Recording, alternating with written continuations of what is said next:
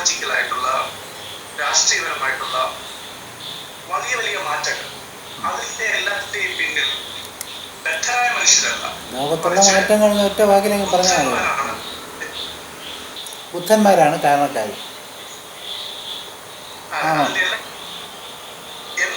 എന്ന് പറഞ്ഞാൽ അത് ശരിയല്ല. ബുദ്ധന്മാരാണ് തീരുമാനിക്കുന്നത് എന്ന് പറയുകയാണെങ്കിൽ അവരൊരു പാർലമെൻറ്റ് കൂടി നിന്ന് ആലോചിക്കുന്നു എന്ന് തീരുമാനിക്കുകയും ചെയ്തു. അപ്പോൾ ഇതിനകത്തൊക്കെയുള്ള പ്രശ്നം എന്തെന്ന് വെച്ച് കഴിഞ്ഞാൽ, ഈ പ്രപഞ്ചം നടന്നു പോകുന്നതിന് ഒരു നിയന്ത്രണം വേണം, നിയന്ത്രണം ഇല്ലാതെ നടന്നു പോകില്ല എന്ന് നമ്മുടെ അനുഭവത്തിൽ നിന്ന് നമുക്ക് തോന്നുന്നു എന്നുള്ളതിൻ്റെ സമ്മതമാണ് ഈ പറയുന്നത്. അപ്പം നമ്മുടെ അനുഭവം അതാണ്. നമുക്കുണ്ടാക്കിയതെല്ലാം നമ്മൾ നിർമ്മിക്കുകയും നമ്മൾ അനുഭവിക്കുകയും ചെയ്യുന്നു. അതുപോലെയാണ് പ്രപഞ്ചവും എന്ന് നമ്മൾ തിരിക്കുന്നത്. അത് സത്യമാണെന്ന് എവിടെ നിന്ന് തീരുമാനിക്കാൻ പറ്റില്ല, അല്ലെങ്കിൽ ആരെങ്കിലും തീരുമാനിക്കണമല്ല. അതുകൊണ്ടാണ് നമ്മൾ ബുദ്ധന്മാരുടെ തലയിൽ കൊണ്ടുവയ്ക്കുന്നത്. കാരണം എന്തുകൊണ്ട്, കുറേ നാളായിട്ട് ഇപ്പോൾ ഒരു 2-3 വർഷമായിട്ടോ അല്ലെങ്കിൽ 1 വർഷമായിട്ടോ ഒക്കെ ദൈവത്തിൻ്റെ അസ്തിത്വത്തെക്കുറിച്ച് ഇപ്പം ഓൾമോസ്റ്റ് വെട്ടി തള്ളിക്കഴിഞ്ഞു. കൊറോണ വീട്ടിൽ വന്ന് മുട്ടിയപ്പോഴാണ് അറിയുന്നത്. അപ്പം നമ്മളറിഞ്ഞില്ല. അപ്പം ബുദ്ധന്മാരായിരിക്കും ഇത് പറഞ്ഞു വിട്ടത്. എന്ത് സ്വാഭാവികമായിട്ടും നമുക്ക് ചിന്തിക്കേണ്ടി വരും അല്ലേ? അതുകൊണ്ടാണോ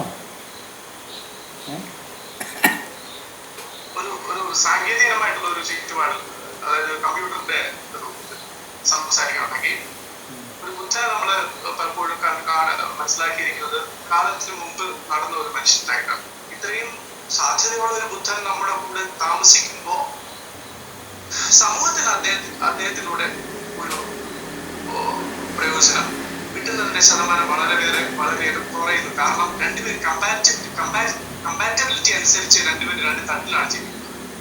ഇത് ഞാൻ ആദ്യം തൊട്ടേ പറയട്ടെ, നമുക്ക് ഒരു നിയന്ത്രണം ഉണ്ട്. എന്തെങ്കിലും ഒരു കാര്യം നടക്കുന്ന പ്രപഞ്ചത്തിൽ നടക്കുന്നതിന് നിയന്ത്രണമുണ്ട്, അല്ലെങ്കിൽ ഒരു ഡിസൈനുണ്ട് എന്നൊക്കെയുള്ളൊരു ധാരണ നമുക്കുണ്ട്. കാരണം നമ്മുടെ ലോകത്ത് അതൊക്കെയാണ്. നമ്മുടെ ഒരു ഡിസൈൻ വെച്ചുകൊണ്ടാണ് കാര്യങ്ങൾ പ്ലാൻ ചെയ്യുന്നതും ഒക്കെ. അപ്പോൾ അതുകൊണ്ട് അങ്ങനെ ഒരു കാര്യം കാണും എന്നൊരു അസംഷൻ നമുക്ക് ഈ പ്രപഞ്ചത്തെക്കുറിച്ച് ഉള്ളതുകൊണ്ട് ആണിത് ഉണ്ടാകുന്നത്. അപ്പം നമ്മൾ ആ ദൈവത്തിൻ്റെ, ഞാൻ ആദ്യം പറഞ്ഞ പോലെ പറയാം, ദൈവത്തിൻ്റെ പേര് വെട്ടിക്കഴിഞ്ഞപ്പോൾ പിന്നെ ആരാ ചെയ്യുന്നത്? പിന്നെ നമുക്കറിയാവുന്ന മനുഷ്യരെ കഴിഞ്ഞാൽ പിന്നെ ഉള്ളത് സെലസ്റ്റിയൽ ബീയിങ്സാണ്. അപ്പോൾ ആ സെലസ്റ്റിയൽ ബീയിങ്സ് എല്ലാം കൂടി ഇതിനകത്ത് ഒരു കാര്യം മനസ്സിലാക്കുക എന്ന് പറഞ്ഞാൽ, സെലസ്റ്റിയൽ ബീയിങ്സ് പോലും വളരെ ആകസ്മികമായിട്ടാണ് ഇതിനെ കണ്ടുകൊണ്ടിരിക്കുന്നത് പോലും. അവരൊരിക്കലും ഇതിനകത്തെ സസ്പെൻസ് എന്ന് പറയുന്നത് കളയാനിരിക്കുന്നവരാണെന്ന് തെറ്റിദ്ധരിക്കരുത്. ശ്രീനാഥിനെ കട്ടം പിടിക്കാൻ വേണ്ടി ഒരു പ്രോഗ്രാമിന് നിർത്തി, മനസ്സിലായില്ലേ? ശ്രീനാഥിന് നാടകം ആസ്വദിക്കാൻ ഒക്കില്ല. കാരണം ശ്രീനാഥ് എപ്പോഴും കട്ടൻ്റെ അകത്തോട്ട് വായി നോക്കിക്കൊണ്ടിരിക്കും, അവിടെ എന്ത് സംഭവിക്കുന്നു നോക്കിക്കൊണ്ടിരിക്കും, മനസ്സിലായില്ലേ? അപ്പം അയാൾക്കിത് മുഴുവൻ അറിയാം. ഈ നാടകത്തിൻ്റെ ഇടയിലുള്ള തിരശ്ശീല വീഴ്ച എന്ന് പറയുന്നത് നാടകത്തിൻ്റെ അവിഭാജ്യ ഘടകമാണ്. ആ വീഴ്ചയിൽ മുഴുവൻ അയാൾ അകത്ത് കയറി നിൽക്കുന്നതുകൊണ്ട് പരിമിതിയാണ്. ആസ്വാദകൻ എന്നുള്ള നിലയിൽ അദ്ദേഹത്തിൻ്റെ പരിമിതിയാണ് ആ യവനിക പിടിക്കാൻ നിൽക്കുന്നത് കൊണ്ട് ഉണ്ടാകുന്നത് എന്നുള്ളത് സംശയമില്ലല്ലോ. അപ്പോൾ അതിനെ നേരെ തിരിച്ചാണ് ഒരു ബുദ്ധൻ ഈ മഹാനാടകത്തിൽ വർത്തിച്ചുകൊണ്ടിരിക്കുന്നതെന്ന് ആദ്യം മനസ്സിലാക്കണം. ആ മഹാനാടകത്തിൽ കാണിയുടെ പോലെയുള്ള ഒരു അല്പാംഗമായിട്ട് തന്നെയായിരിക്കും ഒരു ബുദ്ധൻ പോലും ജീവിക്കുന്നത്. കാരണം ആസ്വാദ്യതയ്ക്ക് വേണ്ടിയാണ് പ്രപഞ്ചം ഉണ്ടാക്കിയിരിക്കുന്നത്.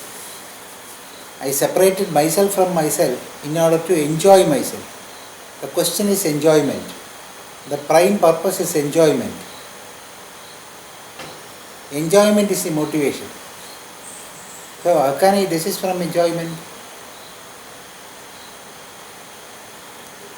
So I have to enjoy. For that enjoyment, I will have to keep aloof from the constructive part of the universe. എന്ന് പറഞ്ഞാലും അത്യാവശ്യ ഘടകങ്ങളിൽ, സമയങ്ങളിൽ, ഘട്ടങ്ങളിൽ ഒരുപക്ഷെ ആ ഒരു stepping into the shoes of the creator എന്ന് പറയാം. Stepping into the shoes of the creator. ആ സൃഷ്ടാവിൻ്റെ പദവിയിലേക്ക് ഒരു ബുദ്ധൻ ഇറങ്ങിയെന്നിരിക്കാം. അവിടെ ബുദ്ധൻ അതിന് വില കൊടുക്കേണ്ടി വരും. കാണികളുടെ ഇടയിൽ കസേരയിൽ ഇരിക്കുന്ന ഒരാൾ അത്യാവശ്യമായിട്ട് അകത്തൊരു മേശ പിടിച്ചിടാൻ പോവുകയാണെങ്കിൽ ആ കസേരയിൽ നിന്ന് ഇഴിച്ച് അതുവരെ പോകേണ്ടി വരും. ആ സാക്രിഫൈസ് ഉണ്ട്. സ്വന്തം സ്ഥാനം നഷ്ടപ്പെടുത്തി ഇഴിച്ചു പോകണം.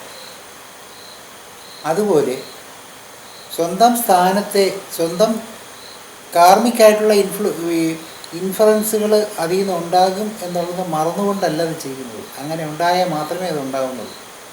സ്വാഭാവികമായിട്ടും വളരെ പരിമിതമായിരിക്കുന്ന ദേശകാല പരിതസ്ഥിതികളിൽ അല്ലെങ്കിൽ ദേശകാല പരിമിതികളിൽ അത്തരത്തിലുള്ള ഇൻ്റർഫിയറൻസൊക്കെ ഉണ്ടായിട്ടുണ്ട്. പക്ഷേ ഇത് സാർവത്രികമാണെന്ന് തെറ്റിദ്ധരിക്കരുത്. എക്കാലവും ഇതുണ്ടായിരുന്നു എന്ന് തെറ്റിദ്ധരിക്കരുത്. ഇതെപ്പോഴും ഉണ്ടാവണമെന്നില്ല. ചിലപ്പോൾ അത് ഇല്ലാതാവുകയും ചെയ്യും.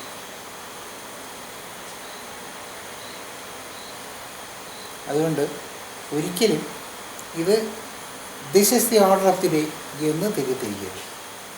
അപ്പം ബുദ്ധന്മാർ ഇതെല്ലാം ഇടപെട്ടുകൊണ്ടിരിക്കുകയാണ് എന്ന് തെറ്റിദ്ധരിക്കും. ബുദ്ധന്മാരിടപെടും, തീർച്ചയായിട്ടും ഇടപെടാതിരിക്കുന്നൊന്നുമില്ല.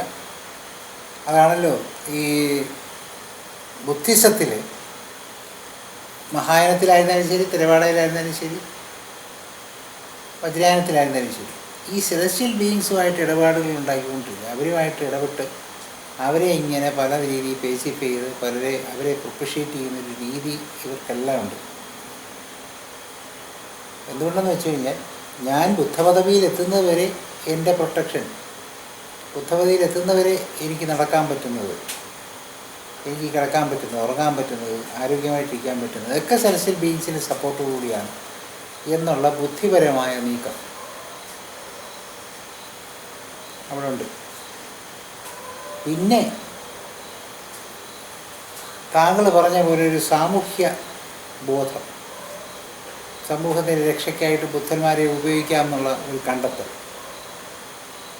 അത് വളരെ മഹത്തായ ഒരു ഐഡിയയാണ്.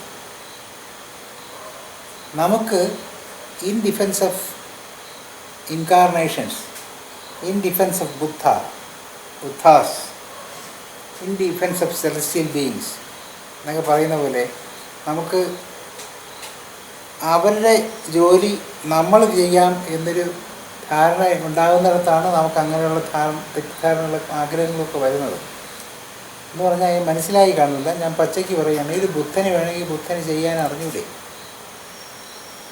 സാമൂഹ്യ ബോധമുള്ള വേറൊരുത്തൻ തോന്നണോ ആ ബുദ്ധനെ ഉപയോഗിക്കാൻ? നിങ്ങൾ മനസ്സിലാക്കുക, സാമൂഹ്യ ബോധത്തോടുകൂടി സമൂഹത്തിന് വേണ്ടി ജനിക്കുന്ന ബുദ്ധന്മാർ വെറും തേർഡ് റേറ്റ് പൊളിറ്റീഷ്യന്മാരായിട്ട് പോലും നിന്നുകളയും. ഫോർ യുവർ കൈൻഡ് ഇൻഫർമേഷൻ, അവരുടെ വേഷം ഒരു പൊളിറ്റീഷ്യൻ്റെ ആയിരിക്കും. കാരണം അവർ ആ വേഷത്തിൽ ഇറങ്ങിയാലേ കാര്യം നടക്കുകയുള്ളൂ. നിങ്ങൾ വിമാനത്തിൽ കയറി പോകുമ്പോൾ ട്രക്കിംഗ് ഷോട്ട് ഗിയറിലോടുകൂടിയാണ് കയറിപ്പോകുന്നത്.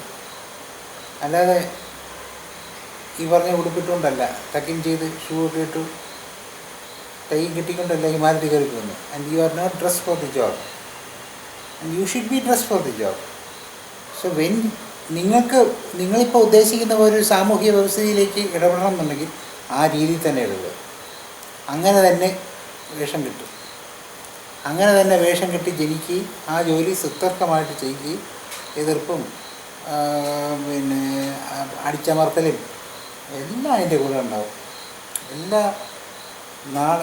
എങ്ങനെയാണോ യുദ്ധതന്ത്രം ഉണ്ടായിരിക്കുന്നത് അതുപോലെ തന്ത്രത്തോടുകൂടി തന്നെയായിരിക്കും അവർ പെരുമാറുന്നത്. അല്ലാതെ വേഷം മാറി കളിക്കേണ്ട കാര്യമില്ല.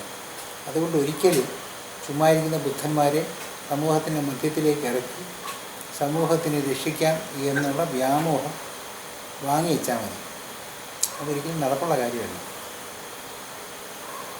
ഒരിക്കലും സ്വാതന്ത്ര്യ സമരത്തിൽ രമണ മഹർഷി എന്തോ ചെയ്തു എന്നാരോ ചോദിച്ചു കൊണ്ടിരിക്കുന്നു. ഒരു സാമൂഹ്യ പ്രതിബദ്ധതയൊക്കെ വേണ്ടേ എന്ന് ചോദിക്കുന്നുണ്ട്. അതാണ് രമണ മഹർഷി ചുമ്മാ ഒറ്റയ്ക്ക് ഇരിക്കുകയായിരുന്നു, ആളുകളെല്ലാം കൂടെ അങ്ങോട്ട് വന്നു. അവിടെ ചെന്ന് ശല്യം ഉണ്ടാക്കി കഴിഞ്ഞപ്പോൾ സാമൂഹ്യ പ്രതിബദ്ധത വേണം എന്ന് പറഞ്ഞാൽ നിങ്ങൾ പറഞ്ഞു കഴിഞ്ഞാൽ this is one of the most ugly feature of modern education എന്നേ ഇതിനകത്ത് പറയാനുള്ളൂ.